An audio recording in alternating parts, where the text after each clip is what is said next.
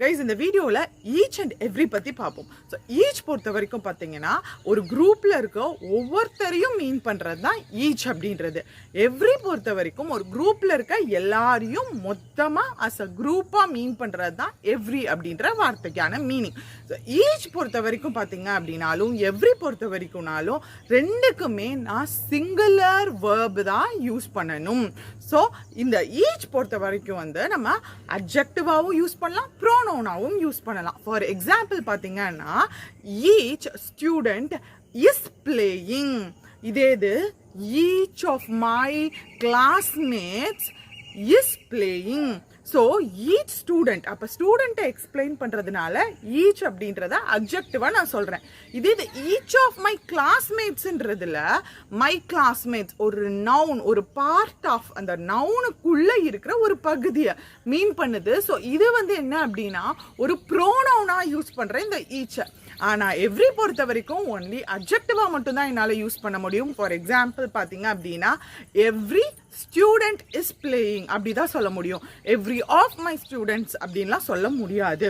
So each and every பொறுத்த வரைக்கும் இன்னொரு முக்கியமான டிஃப்ரென்ஸ் என்ன அப்படின்னா ஈச் நம்ம அதாவது ரெண்டு அல்லது ரெண்டுக்கும் மேற்பட்டவங்க இன்வால்வ் ஆகிருக்கிறப்ப ஈச் அப்படின்ற வார்த்தையை யூஸ் பண்ணலாம்.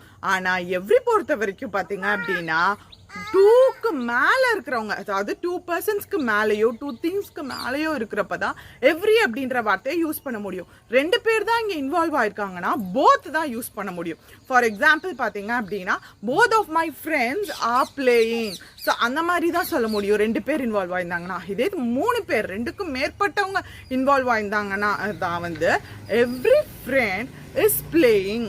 புரிஞ்சதாப்பா? அண்டர்ஸ்டாண்ட்? கிளியர்? டன். ஸோ இன்னொரு டைம் சொல்லிடுறேன். ஈச் அண்ட் எவ்ரி ஈச் பொறுத்த வரைக்கும் இண்டிவிஜுவலாக மீன் பண்ணுறது, எவ்ரி பொறுத்த வரைக்கும் அஸ் அ குரூப்பாக மீன் பண்ணுறது, ஈச் பொறுத்த வரைக்கும் 2 அல்லது 2க்கும் மேற்பட்டவங்களுக்கு நம்ம சொல்லலாம். ஆனால் எவ்ரி பொறுத்த வரைக்கும் 2க்கும் மேற்பட்டவங்க இன்வால்வ் ஆயிருந்தாங்க மட்டும்தான் சொல்ல முடியும். அண்ட் 3வது பார்த்தீங்க அப்படின்னா எவ்ரின்றதுக்கு பதிலாக 2 பேர் தான் இருக்காங்க அப்படின்ற பட்சத்தில் போத் தான் யூஸ் பண்ணணும். ஸோ இதே இது எவ்ரியை ப்ரோனவுனாவும் யூஸ் பண்ணலாம், அப்ஜெக்டிவாகவும் யூஸ் பண்ணலாம். ஈச்சை ப்ரோனவுனாவும் யூஸ் பண்ணலாம், அப்ஜெக்டிவாகவும் யூஸ் பண்ணலாம். எக்ஸாம்பிள் சொன்னேன்.